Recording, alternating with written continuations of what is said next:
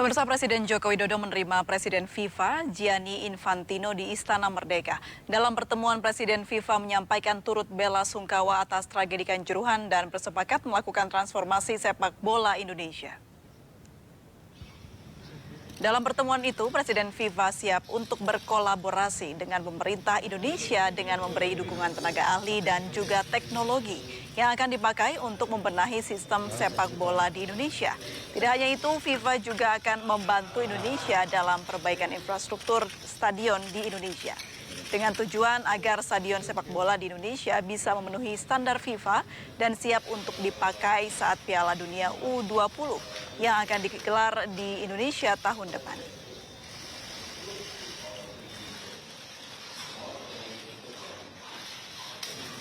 Kami berdiskusi secara detail dan dalam pertemuan itu Presiden FIFA mengungkapkan rasa duka dan simpati mendalam kepada keluarga korban dan menyampaikan kepeduliannya atas tragedi yang terjadi. Kami bersepakat bahwa tragedi ini menjadi pelajaran yang sangat penting bagi persepakbolaan Indonesia dan juga bagi dunia sepak bola. Dan jangan sampai kejadian ini terulang kembali, jangan sampai kegembiraan penonton pertandingan sepak bola berujung pada duka dan malapetaka.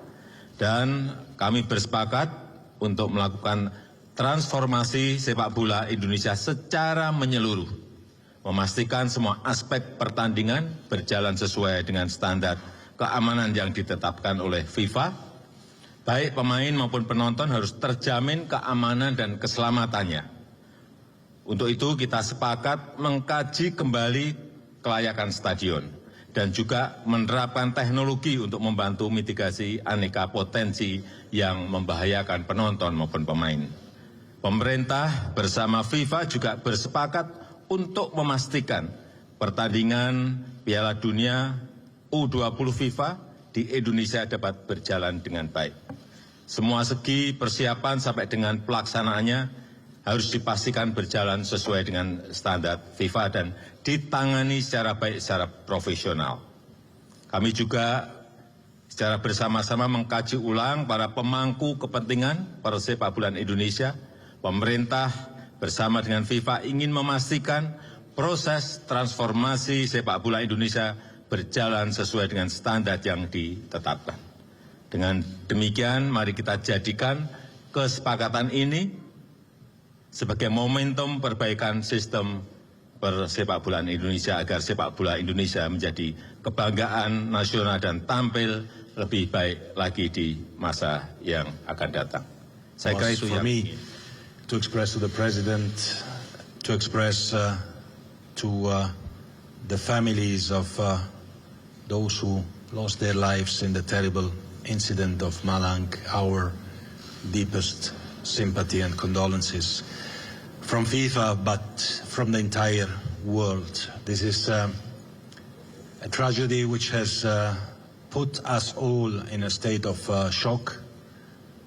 It was and is one of the darkest days for football, and we feel with President Jokowi, we feel with the families, we feel with the people. And my presence here in Indonesia today is paying respect to all these people. But also, my presence here signs a new departure for football in Indonesia. And this is what I can guarantee to the President, what I can guarantee to all the people of Indonesia. FIFA is here with you. FIFA is here to stay. FIFA is here to work in a very close partnership with the government, with the Asian Football Confederation, with the Federation of Indonesia, to transform football, to reform football, because football has to be joy and happiness. So our first priority, we owe it to them that when they go to see a match, they are safe and secure. And we will do that. We'll do that because we agreed to work together as a team, as a winning team. We will focus, of course, on the operations of the stadiums, on the stadiums themselves, on the fans, the fan behavior, the fan engagement, on the schools with a project of Football for Schools that we are going to put in place together with the government, on the infrastructure that needs as well to be looked into, because part of incidents that can happen is linked, of course, with the state of the infrastructure. So we will bring our experts, we will help and invest, and we will make sure that Indonesia shines in the global football stage. And the first occasion to do that, and that's why I wanted as well to come to here to Jakarta, dear President, ladies and gentlemen, is that next year we organize here together the Under-20 FIFA World Cup. This is in men's football the most important competition after the World Cup. The next World Cup will start in 1 month in Qatar.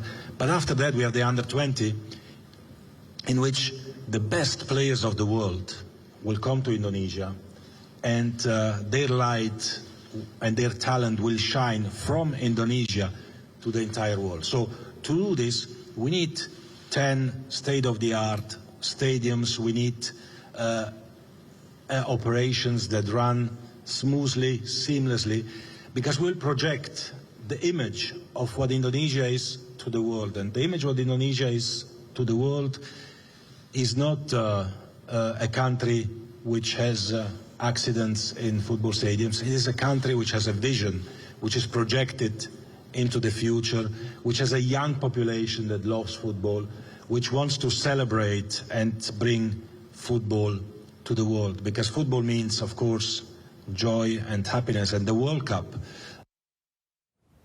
Ya, pertemuan antara Presiden Joko Widodo dan Presiden FIFA Gianni Infantino siang tadi mengisyaratkan keseriusan Presiden Jokowi serta FIFA untuk memperbaiki dan mentransformasi sepak bola di Indonesia.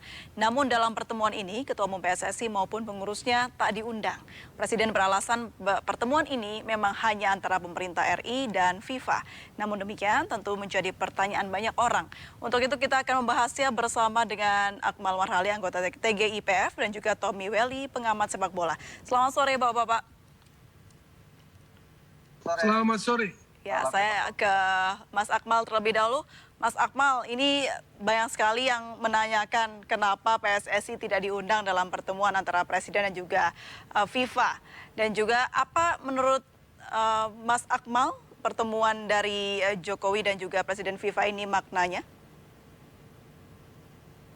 Ya, maknanya sangat penting ya buat masa depan sepak bola kita. Yang pastinya pertama adalah bahwa bahasa intervensi dalam hal sepak bola yang selama ini menjadi senjata federasi kita ketika negara ingin masuk ke dalam untuk membenahi sepak bola, ini sudah tidak bisa dijadikan senjata untuk federasi, mana saat ini, hari ini, begitu mesranya Presiden Joko Widodo dan juga Presiden FIFA bertemu dan membahas masa depan sepak bola Indonesia. Yang paling penting tentunya bahwa momen yang paling utama dari pertemuan ini adalah bagaimana kedua pimpinan ini, baik pimpinan sepak bola maupun pimpinan negara, berkomitmen bersama-sama untuk melakukan transformasi sepak bola Indonesia menuju arah yang lebih baik. Kalau bahasa saya di tim TGIPF adalah kita membuka lembaran baru peradaban sepak bola Indonesia. Dan momentum ini sudah dimulai dengan hadirnya Gianni Infantino bertemu dengan Presiden Jokowi di Istana Negara. Dan tanpa kehadiran PSSI ini menggambarkan bahwa sejatinya ada tanda kutip ya kode yang diberikan oleh pemerintah bahwa ada kekecewaan sebenarnya pemerintah dengan Federasi Sepak Bola kita akibat tragedi Kanjuruhan, di mana PSSI tidak melakukan atau mengeluarkan atau menyampaikan solusi-solusi yang akan dilakukan untuk perbaikan sepak bola pasca tragedi Kanjuruhan. Dan dilakukan PSSI sejauh ini adalah usaha mereka untuk menggelar kompetisi kembali secepatnya pada 25 dan 26. Yang menarik lagi kan PSSI offside sebenarnya untuk urusan kerjasama transformasi ini, di mana mereka sebelumnya pada tanggal 13 menyampaikan sudah melakukan pertemuan dengan sejumlah pihak termasuk juga di dalamnya untuk membentuk tim transformasi yang pada nyatanya semua terbantahkan dengan Baik. pertemuan Presiden dengan Gianni Infantino. Jadinya PSSI belum melakukan apa-apa untuk transformasi. Oke, Bung Toel ada pandangan lain dan juga hari ini informasinya Ketua Umum PSSI dipanggil polisi begitu? Apakah ada artinya dari semua sinyal-sinyal ini? Ya, kalau kita bicara pertemuan antara Presiden FIFA dengan Presiden Republik Indonesia tanpa kehadiran PSSI, ini adalah hal yang tidak lazim. Ini sesuatu yang tidak pernah atau tidak lazim lah. Kenapa? Karena yang anggota FIFA itu PSSI. Tetapi jika ini terjadi berarti ada sesuatu yang perlu dimaknai. Perlu dimaknai adalah salah satunya yang juga sinyal yang tadi Mbak Apri sampaikan bahwa di hari kedatangan Presiden FIFA juga dijadwalkan Presiden Federasi kita, Ketua PSSI kita justru dijadwalkan diperiksa kan Ya. oleh Polda Jatim. Jadi ini adalah gestur-gestur atau sinyal-sinyal yang perlu dimaknai oleh publik sepak bola Indonesia. Nah, buat saya hal penting, poin-poin pentingnya tadi sudah disampaikan dalam pernyataan Presiden maupun Presiden FIFA. FIFA Under 20 tetap di kita sebagai tuan rumah kan tadi Gianni Infantino menyatakan garansinya seperti itu. Hal lainnya adalah hal tentang perbaikan, transformasi lah, tentang sepak bola kita. Juga termasuk sebetulnya kalau yang dari pernyataan Presiden Republik Indonesia ada tentang mengkaji ulang stakeholder sepak bola Indonesia. Itu menurut saya sih catatan yang bisa menjadi catatan penting dari pertemuan Presiden Republik Indonesia dengan Presiden FIFA.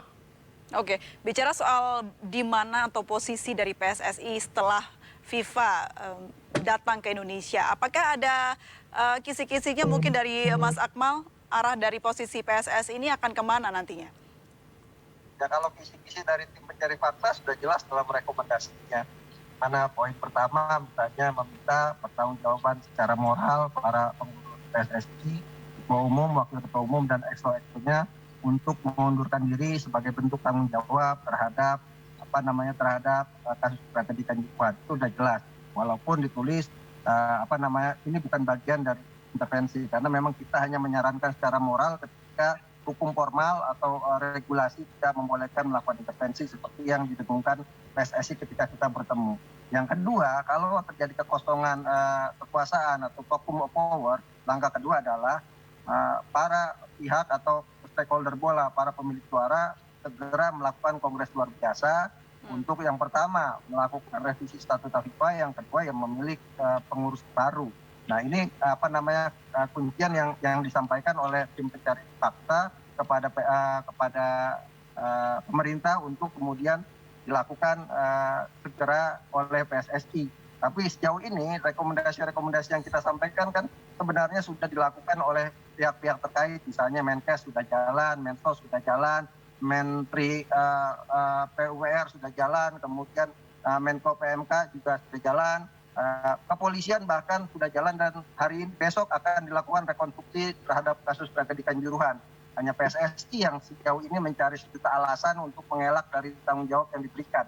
Nah ini kan gambaran betapa sepak bola kita saat ini berada di nadir, di mana para pemimpinnya tidak punya sense of crisis, tidak punya sense of responsibility untuk berdiri paling depan menjadi sosok yang paling bertanggung jawab terhadap tragedi Kanjuruhan.